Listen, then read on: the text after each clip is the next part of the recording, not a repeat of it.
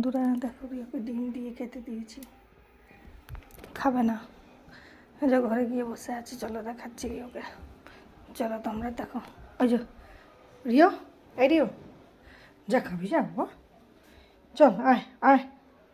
দেখেছো তো খেতে দিয়েছি ডিম দিয়ে, কিছুতেই খাবে না, দেখলে তো খাবে না, শুধু বায়না।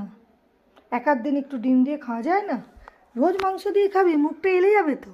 চ বাবা চ, খাবি চল, আদর করে দিচ্ছি, দেখ আদর করে দিচ্ছি, ভালোবেসে দিচ্ছি, চল চল খাবি চল। দুপুরবেলা না খেলে হয়?